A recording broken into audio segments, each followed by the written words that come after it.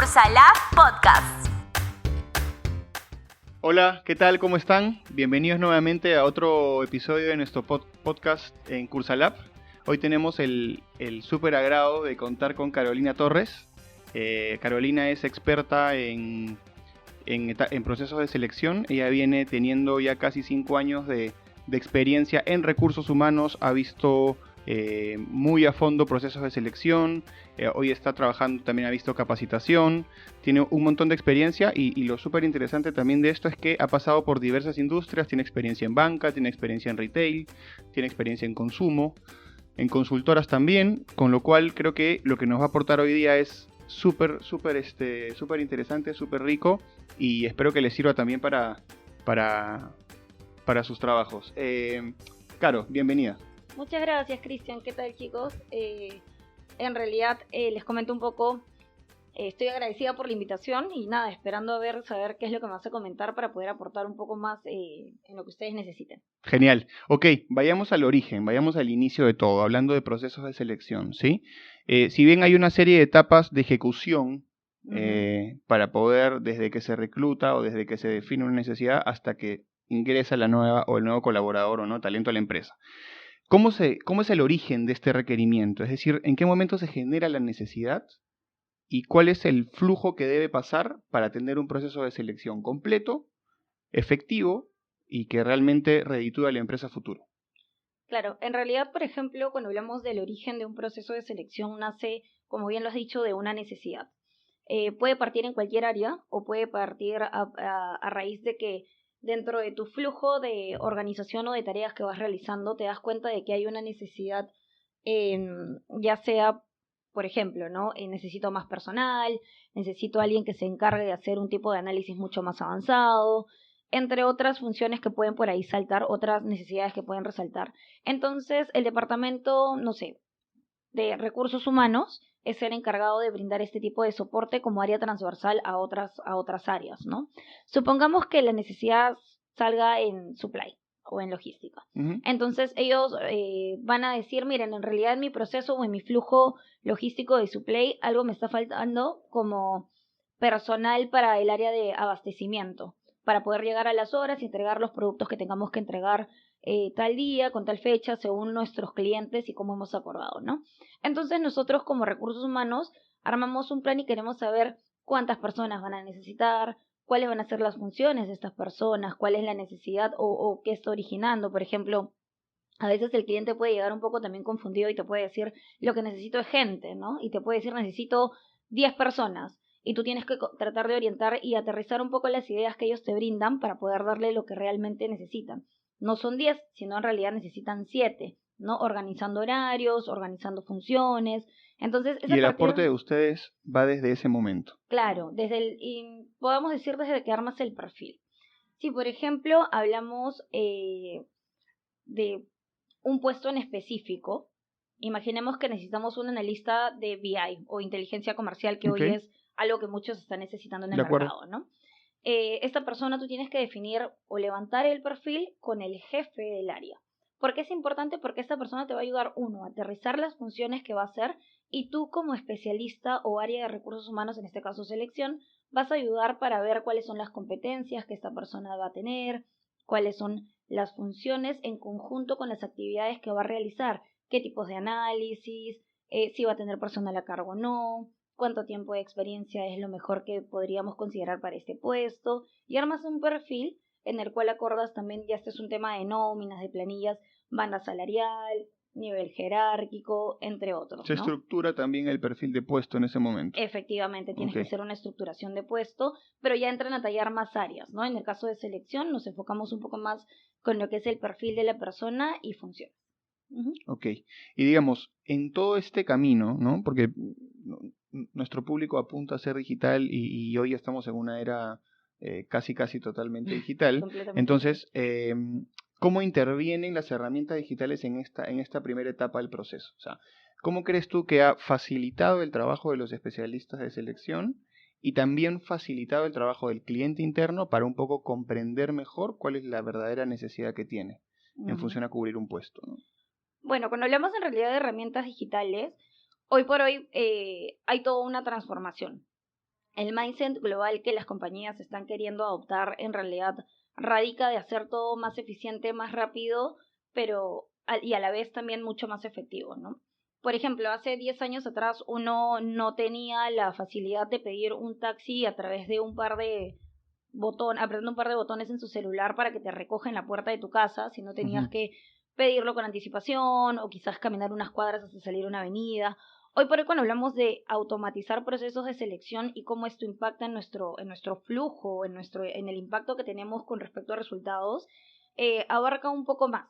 Por ejemplo, ya existe hoy por hoy la tecnología a través de herramientas digitales como páginas donde haces publicaciones, páginas donde puedes incluso, no voy a decir el nombre, pero hay una compañía bastante conocida que es de publicación, en la que te hacen reclutamiento en realidad, Okay. en la que te buscan el candidato a través de, por decirlo, te llega un correo, analizaron tu perfil en LinkedIn o en alguna otra página y te dicen, mira, en realidad creemos que tienes potencial o cubres ciertas características, por ejemplo, 6 de 10 y nos gustaría poder conocerte. Y todo es digital, entonces mandas tu video, subes tu video, ¿no? Hablando, contando un poco de ti, de tu experiencia. Luego, por ejemplo, cuando entramos a la etapa de evaluación, cuando quieres medir a través de unas herramientas de conocimientos, es mucho más fácil porque tienes la facilidad de mandarles evaluaciones de inteligencia y te arroja un CI, es automático. También con valores, hay pruebas para poder medir valores. Entonces, tú respondes algunas preguntas claves y esto te arroja un porcentaje en qué nivel del valor te encuentras. O sea, digamos, las herramientas que hay disponibles nos ayudan en mayor parte a la evaluación cuantitativa del candidato. Por supuesto. La cualitativa tiene que haber un tema de presencial, digamos, para cierta química y para entender algunos rasgos soft que finalmente intervienen en la decisión final, ¿no? De hecho, te cuento un poquito. Sí. Hace poco, no mucho, de hecho este año fue que me enteré de que hay procesos de selección que en países como Asia, Europa, Estados Unidos se vienen realizando ya no necesariamente con especialistas de reclutamiento y selección de personal, sino es a través de una computadora. Hay un programa que te mide y te evalúa, ¿no? Entonces, pueden ver la matriz de la cara, el perfil del candidato, o sea, a la persona en sí, y pueden hacer una evaluación y te pueden arrojar números de CI, valores, coeficiente intelectual, entre otras cosas. Entonces, esto es algo mucho más automático que obviamente quizás en unos años a futuro pueda reemplazar lo que es el área de selección y reclutamiento. Sin embargo, hablando o ya aterrizando un poco más la idea de lo que es Latinoamérica, Perú en sí, lo que se busca es no perder el feeling y el contacto con el nuevo candidato. Tú sabes que al tener un nuevo candidato y el ser el área de selección, el primer contacto con el candidato, el impacto es bastante fuerte. Entonces, no es lo mismo que tú tengas una evaluación, tampoco es que sea algo malo, de hecho es algo bastante innovador, frente a una pantalla todo el tiempo y tu contacto sea con una pantalla, a que una persona te reciba y te pueda dar el saludo inicial y pueda generar ese contacto. De acuerdo. Y eso forma parte, me salgo un poco del tema, pero me parece importante, forma parte del employer brand que damos en la primera impresión, ¿no? Exacto. Y ahí quiero llevarnos a otra pregunta. ¿Cómo manejar el employer brand, por eso mismo que tú mencionas, en este primer encuentro? Es decir, ¿cuáles crees tú que son las mejores estrategias o qué recomendaciones darías a los expertos en selección o a la gente que ve procesos de selección para aprovechar o sacarle el máximo jugo a esta etapa para, digamos, potenciar el employer brand y que eso sea una herramienta de atracción al nuevo candidato, ¿no? Claro. De hecho, cuando hablamos en realidad de impacto o el primer contacto, creo que es bastante importante, ya sea que estés iniciando o ya tengas mucho tiempo de experiencia en el medio, siempre es tener esa calidez y esa cordialidad. Es súper importante, creo que es algo básico en selección.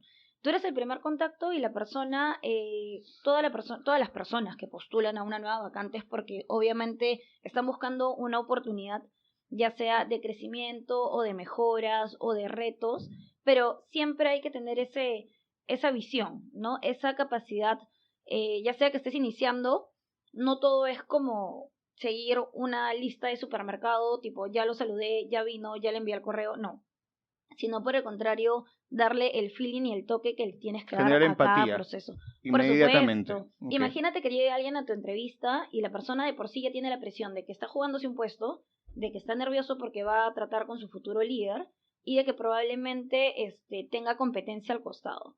Y que tú seas súper rígido con esta persona o seas Claro. duro. Entonces la sometes a una presión bastante fuerte y no necesariamente estás siendo empático, te estás poniendo Y en un lugar. finalmente puedes condicionar su desempeño en ese momento, ¿no? Y probablemente te estás perdiendo un buen talento Sí, efectivamente. que llegó nervioso a la entrevista y por estos factores que tú mencionas no terminó funcionando. O sea, ¿Y cuáles serían o sea, qué recomendarías a las empresas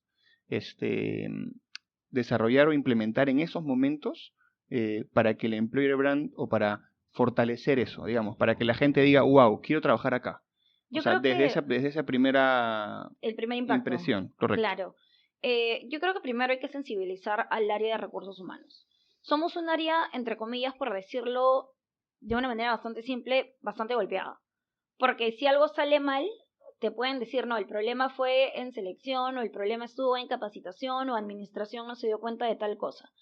Entonces, creo que recursos humanos, si bien es cierto, es un área de soporte que te va a brindar las herramientas que necesitas y te va a querer ayudar en lo que necesitas.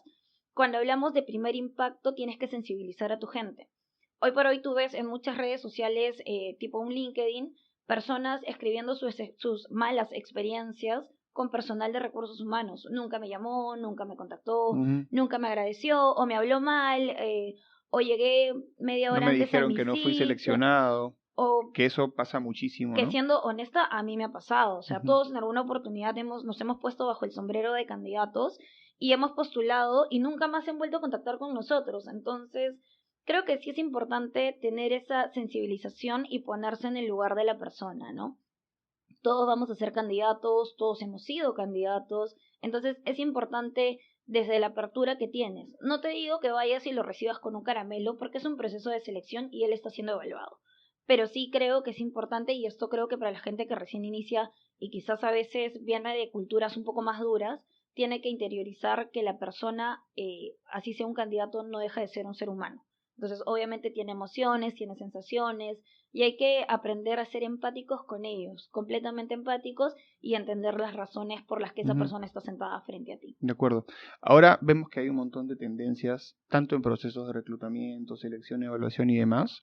Hay una que a mí me llama la atención y veo mucho, no en Perú, pero sí lo veo en otras geografías y no necesariamente en industrias tan tradicionales, ¿no? Que es el CV a través de video.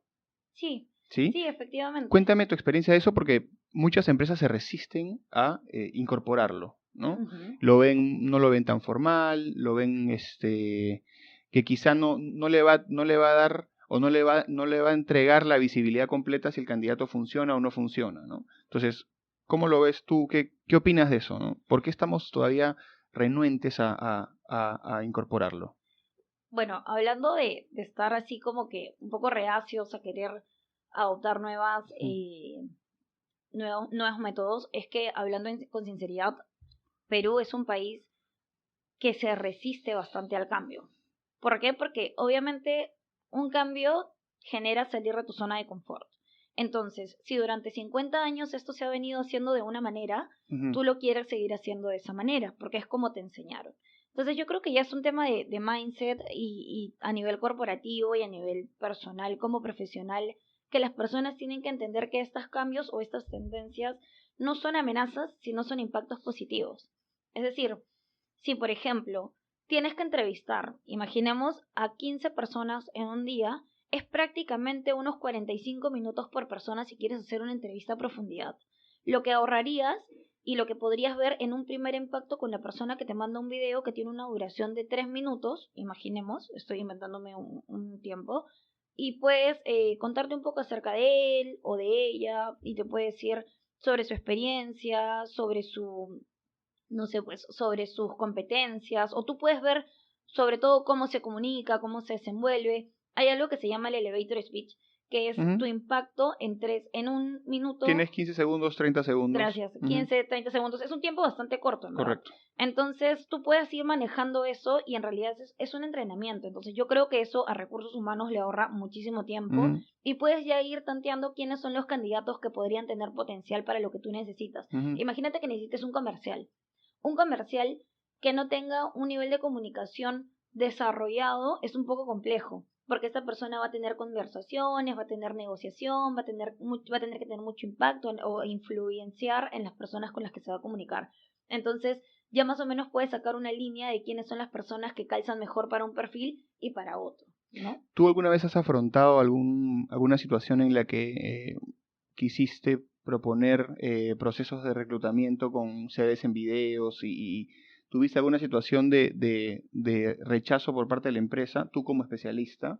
En realidad, cuando he ¿Cuál ha sido trabajado, tu experiencia de eso digamos, no lo has visto mucho todavía en las empresas? lo he podido ver en diferentes empresas y algo que podríamos decir me parece excelente es que todas tienen este mindset global, esta idea de globalizar, de experimentar, de ver los resultados, ¿no? Probamos con, no sé, pues con una muestra, intentémoslo con tales perfiles Lo han y probado. vemos qué tal nos Genial. va. Sí, en Ujú. realidad sí, y sí ha dado buenos Ha dado resultados, resultados. Buenísimo. efectivamente. Buenísimo. Ahora, hay algo que se está volviendo un tema tabú a Ujú. medida que pasan los años, que tiene que ver con las calificaciones en términos de qué profesión tengo, qué estudió, y que se vuelve se vuelve un requisito indispensable dentro del proceso de selección. Ujú. ¿Ya? ¿A dónde voy?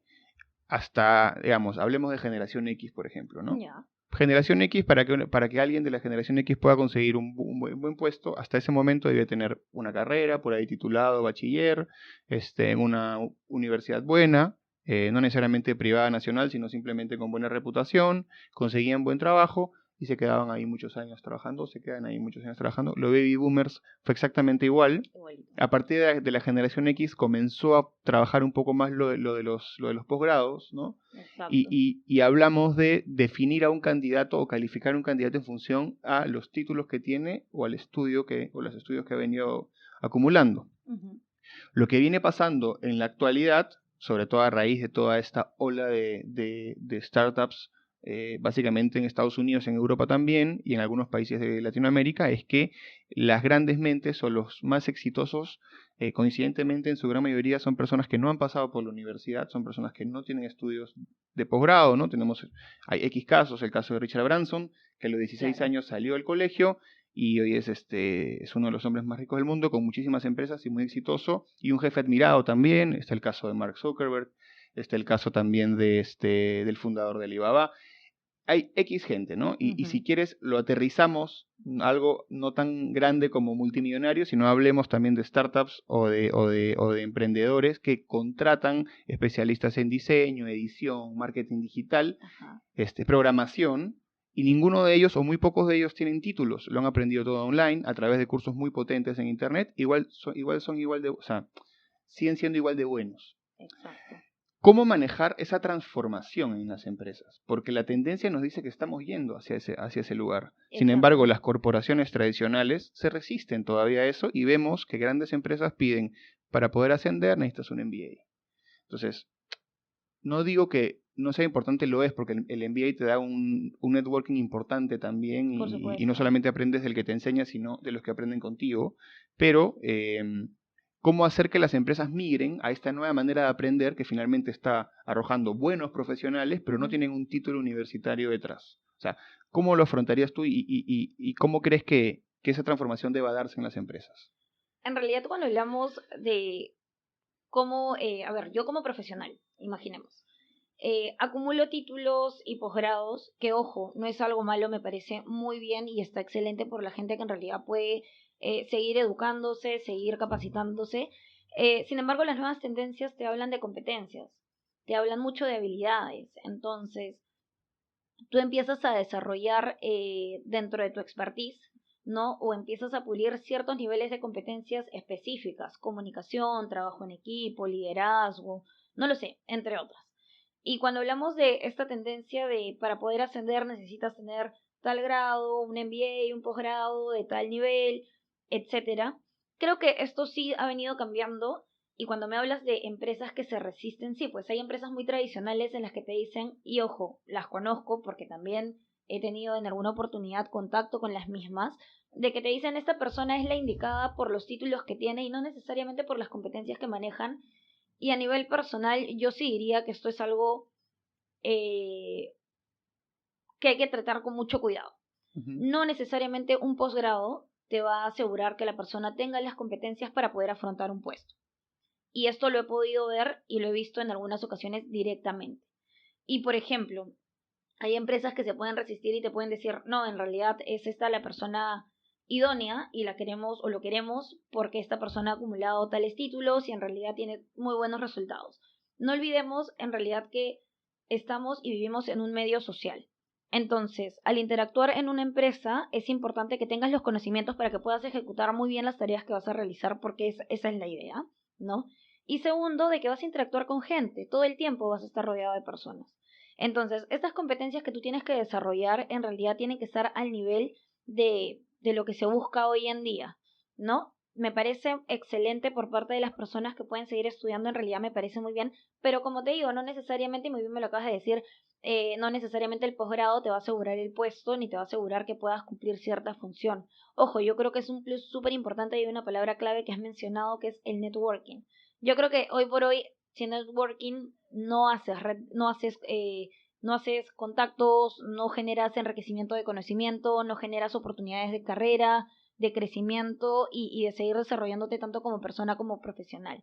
Así es. Entonces, esa tendencia que se tiene sobre tienes que tener el posgrado, en realidad yo le diría a la gente, porque los veo en los procesos de selección, gente que es muy buena y no necesariamente calza en un puesto, no porque sea mala, sino porque en realidad hay perfiles que se ajustan mejor y probablemente hayan otras oportunidades que sean mejores para ellos. La gente se estresa mucho pensando en, ya terminé la universidad, check, tengo que ir por el diplomado, check, tengo que ir por el posgrado, o sea, y en realidad no es una lista de mercado, o sea, tienes que interiorizar y experimentar. Yo creo que si sales de la universidad y rápidamente te lanzas a hacer un diplomado y un MBA, no te vas, o sea, te va a sumar porque vas a aprender nuevos conocimientos, pero también va de la mano con tu experiencia. Entonces creo que hay una etapa para todo y algo que la gente tiene que hacer hoy en día es relajarse un poco más para poder interiorizar lo que va conociendo, lo que va experimentando y las líneas y las oportunidades uno se las genera. Sí, yo soy muy creyente de eso, que en realidad las oportunidades están, pero también es importante que tú generes tus propias oportunidades y que vayas tomándolas en el momento preciso, ¿no? De acuerdo, de acuerdo. Ahora, hablemos de procesos masivos, Ujú, ¿sí? Que sé que algunos especialistas sufren con eso. es verdad. Entonces, un poco, y sé que es distinto a un proceso de selección Ujú. individual, digamos, o de pocas personas. ¿Qué consideraciones hay que tener ahí? O sea, ¿en qué se diferencian uno del otro?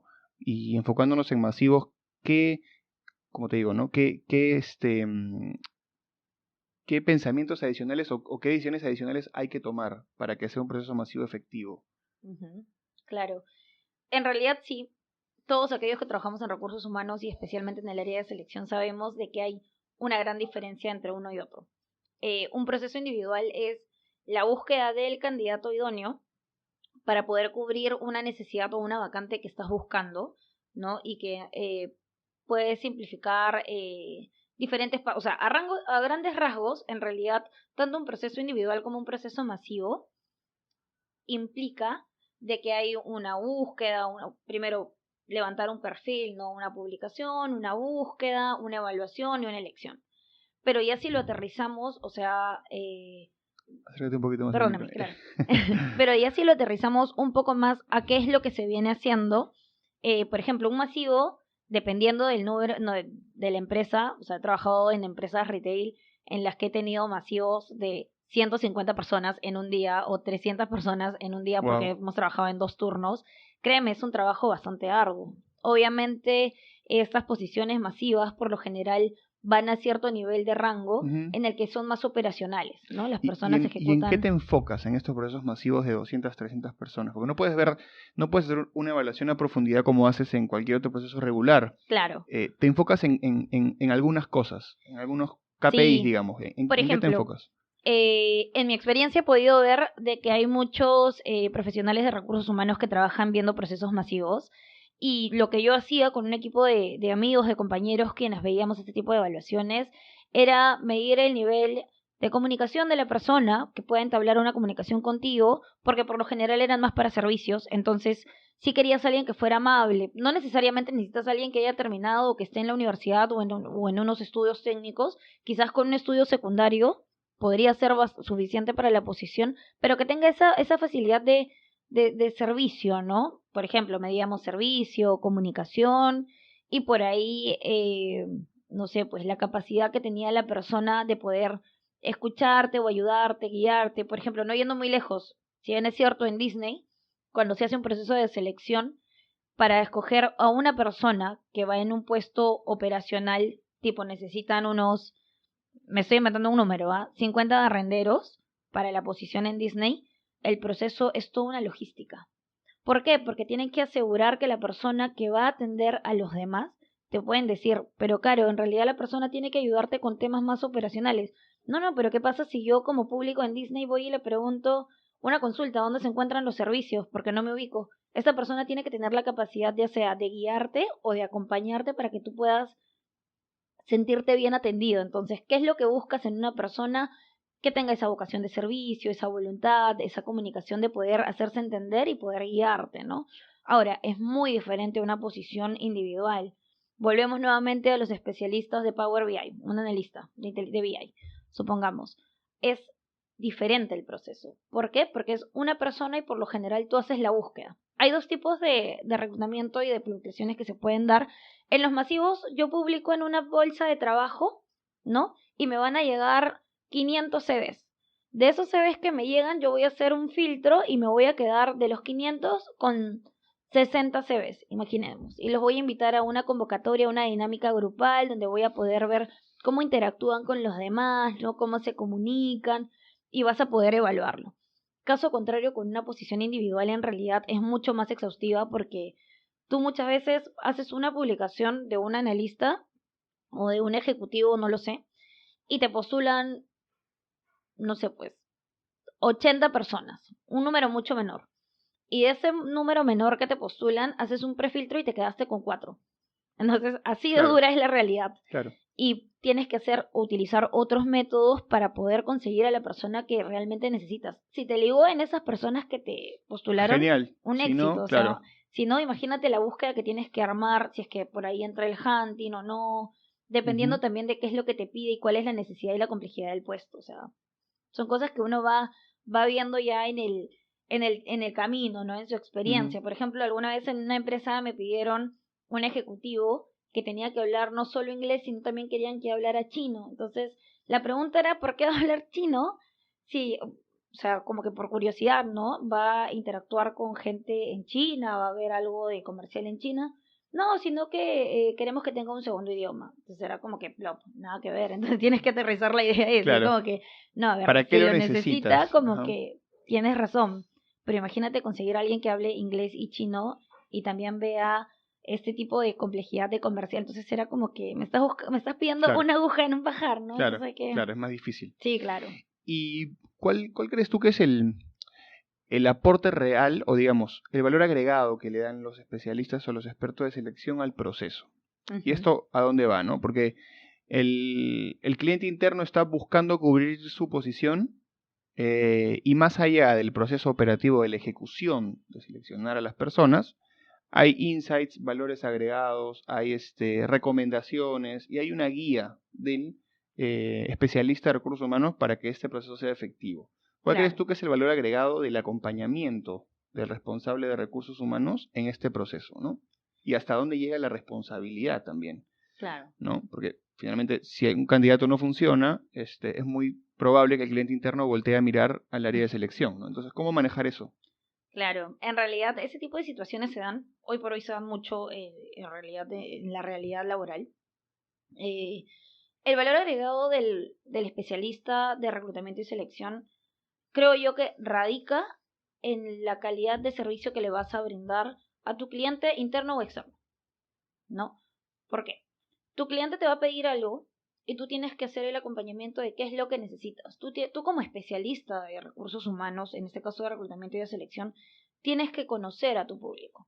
Por ejemplo, si sabes que esta persona o este líder es muy paternalista, es complejo, por así llamarlo, de que selecciones a un candidato idóneo, porque a mí me ha pasado, tengo un candidato que en verdad me encanta, competencias, no sé, pues estudios, habilidades, experiencia, me encanta.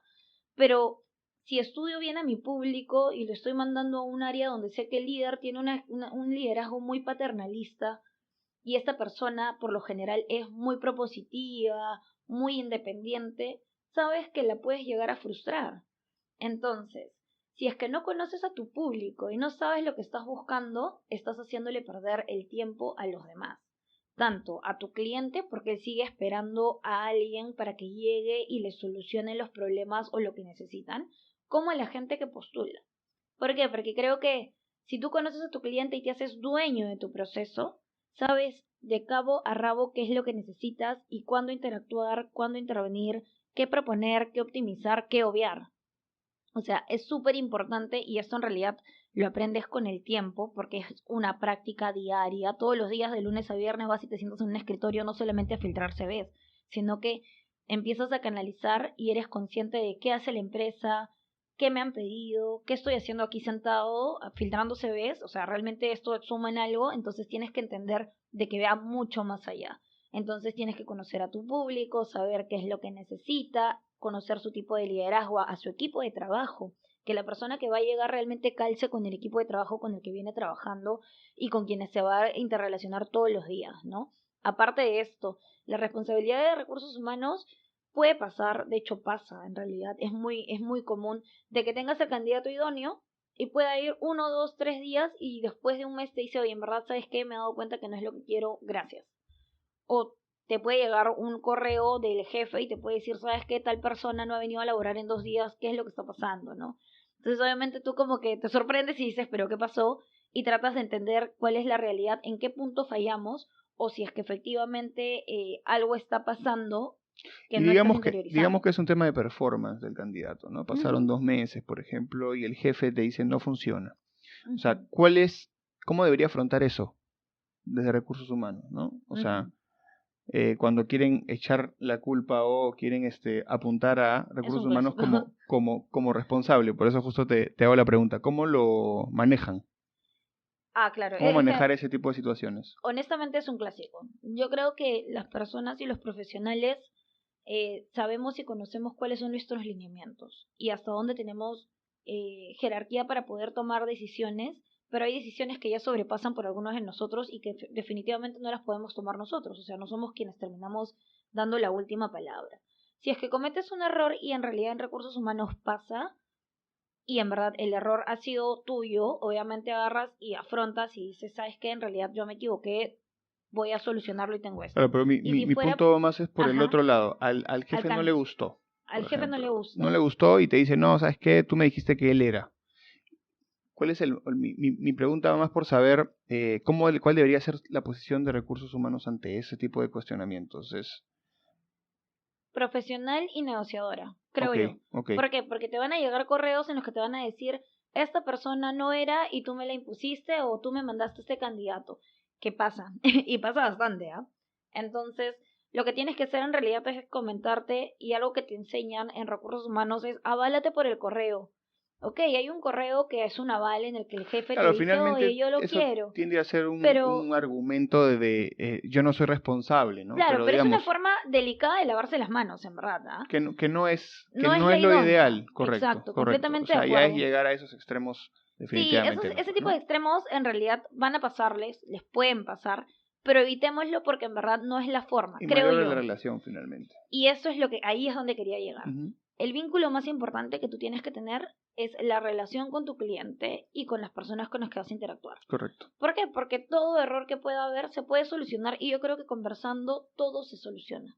O sea, en realidad esta persona no me funciona y necesito a alguien, bueno, en realidad me va a tocar quedarme un poco más de tiempo y hacer un doble esfuerzo, pero tengo que conseguir a una persona idónea en un menor tiempo. Ujú. Entonces, a eso me voy, ¿no? Tú nunca pierdas, o creo en realidad que ningún profesional de recursos humanos debería de perder ese vínculo con su cliente porque oye, no, tú me mandaste el correo y me diste el ok y tengo tu aval. En verdad, es un juego, pero es un juego muy incómodo, por así Correcto, llamarlo, al que que no es nadie necesario quiere, llegar. Así exacto, al es. que nadie quiere llegar. Así es, genial. Bueno, ya estamos llegando al final. Ujú. Te agradezco nuevamente, Caro. No sé si quieres dar alguna recomendación en general sobre el proceso de selección. ¿Qué le recomendarías a los profesionales que hoy ven esto dentro de tu experiencia, ¿no? Sí, claro, definitivamente a todas las personas que recién inician, les diría en realidad dentro de recursos humanos o dentro del área de reclutamiento y selección que es parte de un proceso y un aprendizaje. Uno no nace sabiendo, de hecho con el tiempo vas adquiriendo más experiencia y sí sean bastante criteriosos con las cosas que proponen y que realizan. Algo que va a sonar medio romántico, pero en verdad sí creo que es bastante importante, es el hecho de saber si estás sentado en un escritorio, qué valor y qué impacto estás teniendo a futuro. No creas que porque estás filtrando un CV, y me ha pasado en alguna oportunidad que he conocido gente, me dicen, yo filtro CVs y hago entrevistas. Puedes definir y puedes conocer en verdad que a través de lo que vienes realizando sumas mucho valor porque estás dando empleo o utilizando lo que es la empleabilidad con muchas personas dentro del país. Y a nivel de recursos humanos creo que es importante entender la coyuntura de tu empresa y creo que es importante entender al candidato que está postulando. Buenísimo. Caro, nuevamente muchas gracias. Gracias, Cristian. Genial. Nos ha ayudado un montón y creo que nos ha abierto un montón de luces para entender un poco más esta parte del proceso de recursos humanos que es clave, ¿no? en la captación de talento. Gracias a ustedes por seguirnos nuevamente. No se olviden darle like al video si les gustó, compartirlo, suscribirse a nuestro canal y sobre todo darle click a la campanita abajo para que reciban la notificación cuando publicamos nuevo contenido, que lo hacemos con mucha regularidad. Así que los esperamos nuevamente y gracias por seguir Cursalab. Chau. Chao.